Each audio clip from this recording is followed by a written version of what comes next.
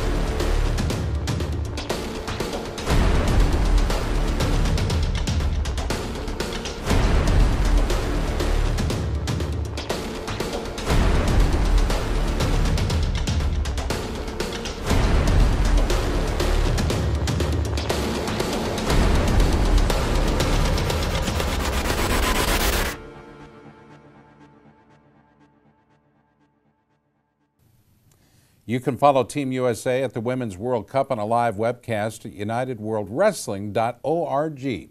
Also, check out themat.com for special features on some of the great female athletes in U.S. history, and of course these wrestlers who were the first to hit major milestones as well. The first American to win a women's world title, the great Tricia Saunders. She did it in '92.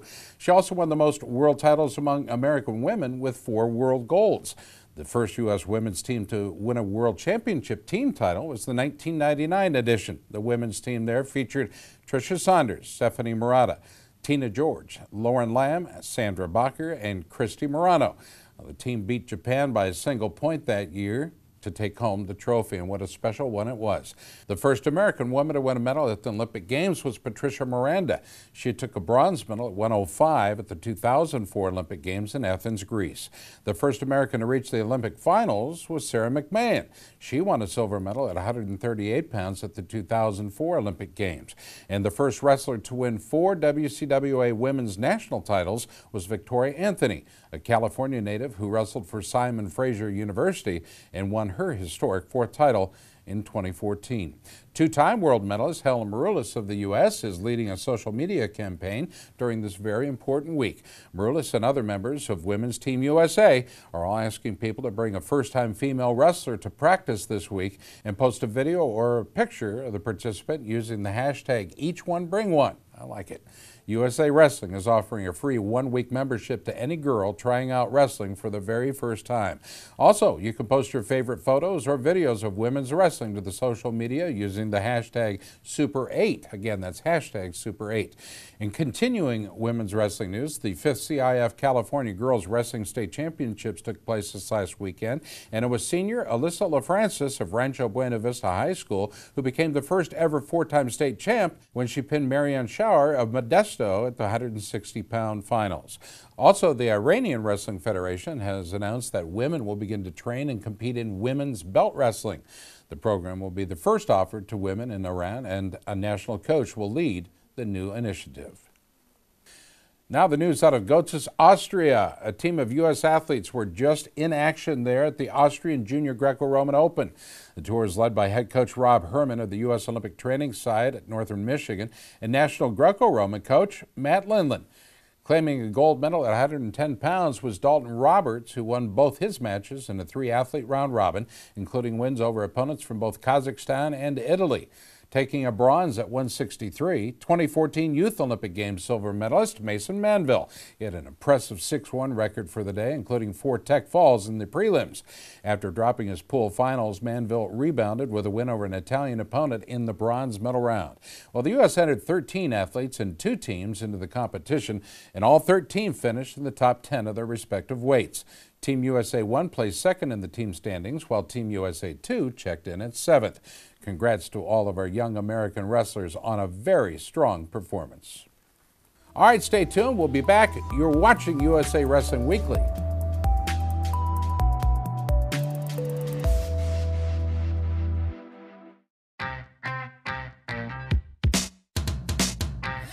ASICS has been there. They've been the lifeblood of the sport. It's been a long time, and they've been at the top of the game every year, forever.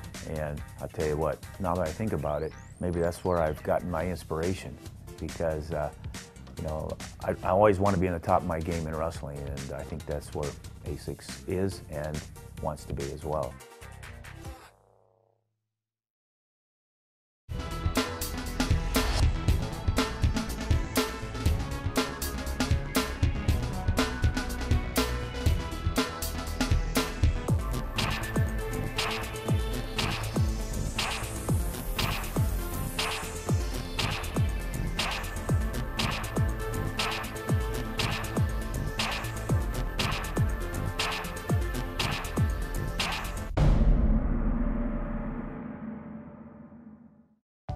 Hi, I'm Wayne Boyd, Director of Operations and Development for Titan Mercury Wrestling Club. The club was founded to help wrestling worldwide, especially at our senior level, of course at the collegiate level, and the high school level. But the most important level for Titan Mercury Wrestling Club is the kids level. And these are some of the guys today that will be tomorrow's Olympic champions. Let's hear it, guys. Titan Mercury! That's Titan Mercury Wrestling Club, San Marino, California.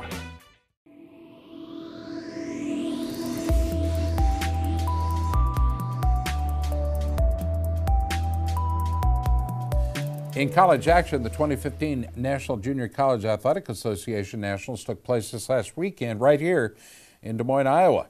Top-ranked Clackamas Community College of Oregon got off to a great start, but it was the final day of action that counted, and Iowa Central went on a run. They finished with 3 champs, 8 All-Americans, and the team title.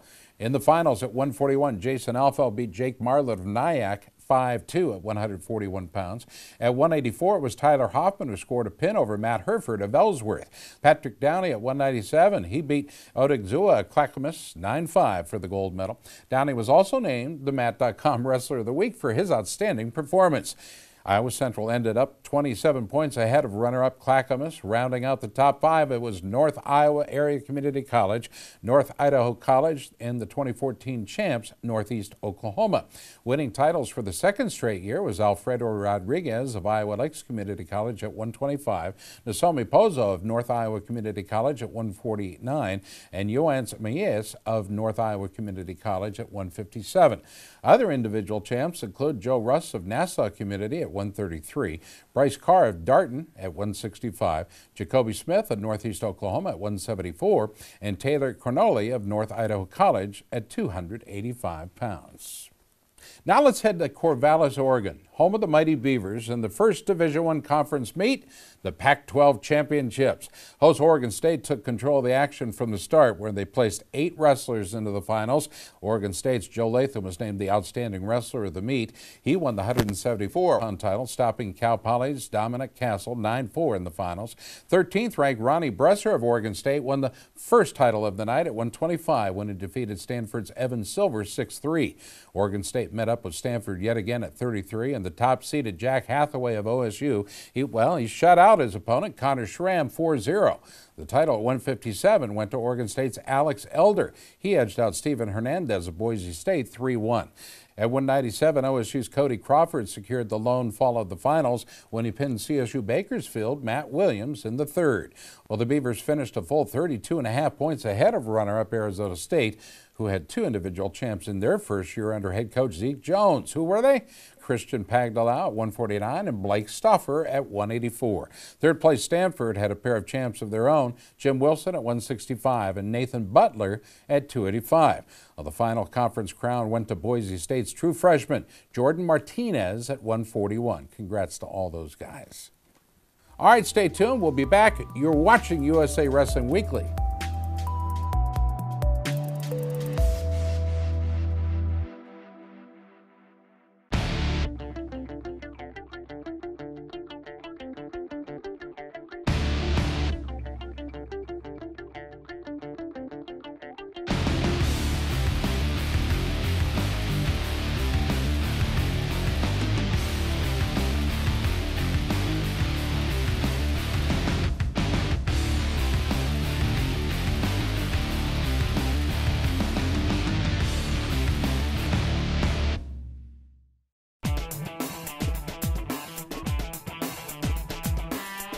Each season, Liberty Mutual's Responsible Sports Community Grant Program awards $65,000 to youth sports organizations and school sports programs that demonstrate their commitment to responsibility in youth sports. Your organization could be one of our 20 winners this season. It's easy. Simply visit responsiblesports.com and click on the Community Grant Program. Administrators register their organization with the program, then reach out to rally parents, coaches, and team supporters to log on and review either the Responsible Sports Parenting or Responsible Coaching Guide. Then complete the quiz and showcase your mastery of the concepts. Every successfully passed quiz is worth a point that you can credit to your favorite youth sports organization or school sports program. Connect with friends, family, and neighbors to rally more support. The teams and schools with the most points at the end of the grant period win. It's that simple. Watch the leaderboard throughout the grant season, then rally more of your supporters to increase your totals. Liberty Mutual is committed to celebrating and championing youth sports and to financially supporting organizations that demonstrate their commitment to responsible sports. Join the movement and start earning points toward your community grant.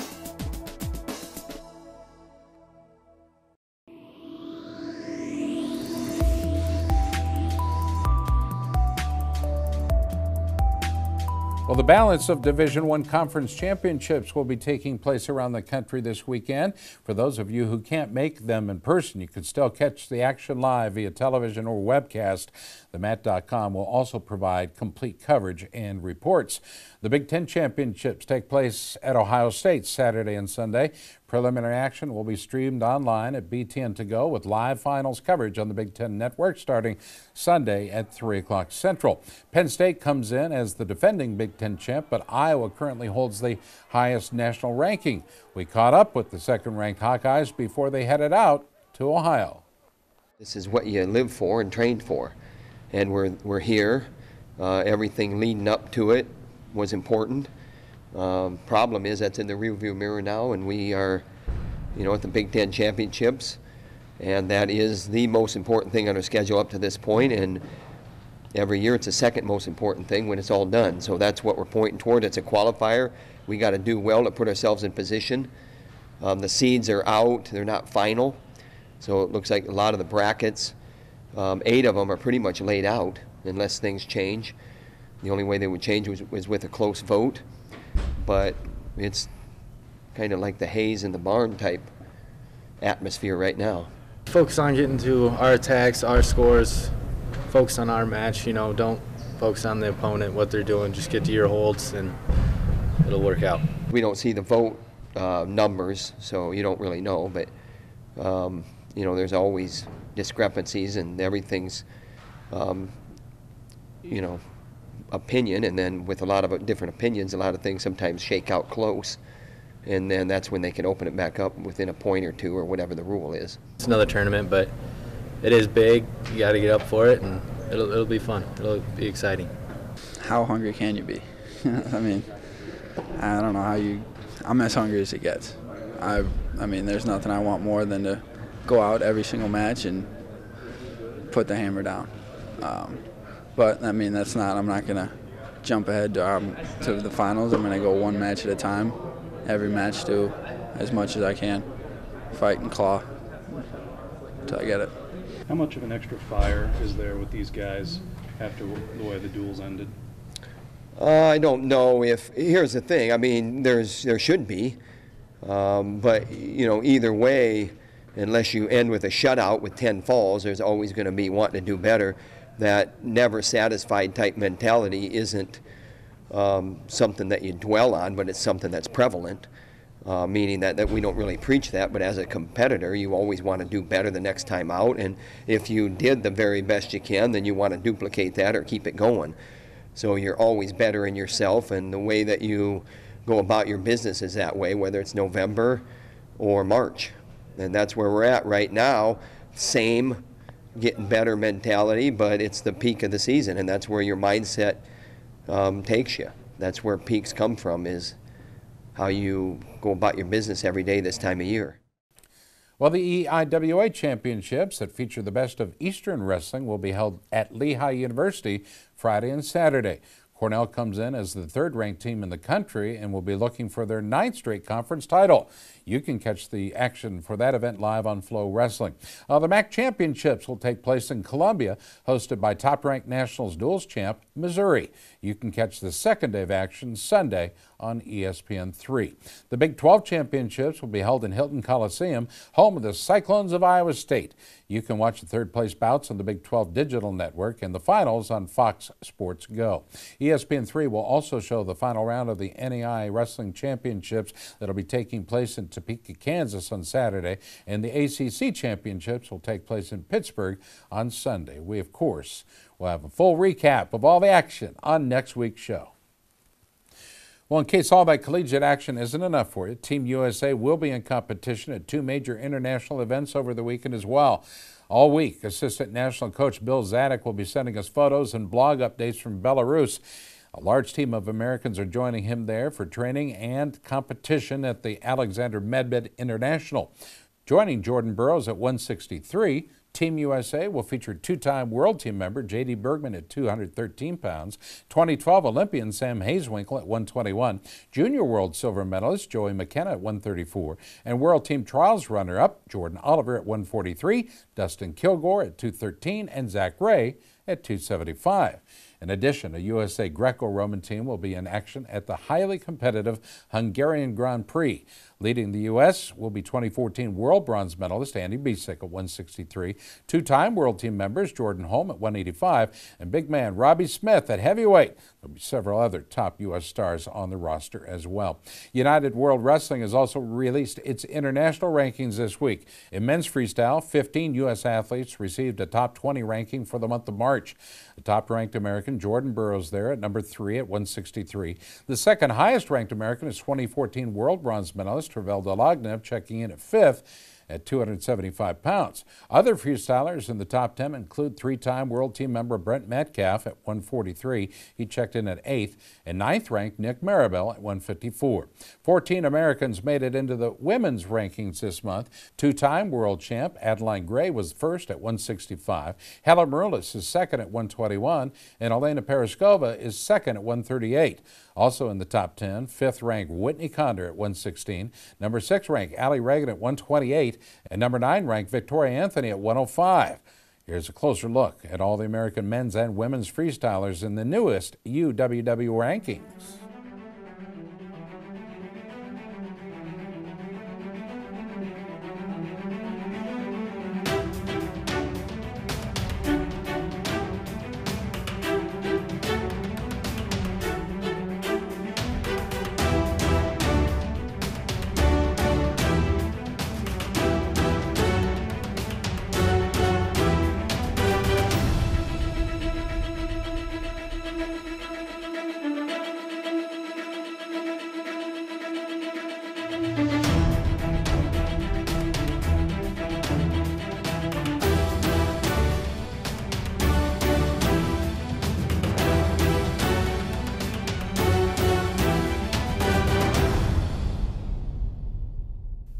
All right, stay tuned. When we return, news on the World Cup. That's next.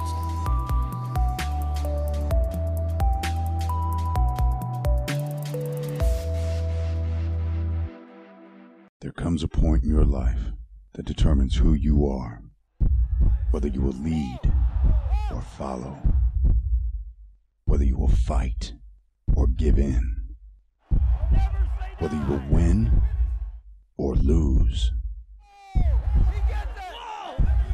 and what you will count as your victory. Both of these guys are explosive, and it's not over. This is going to be a great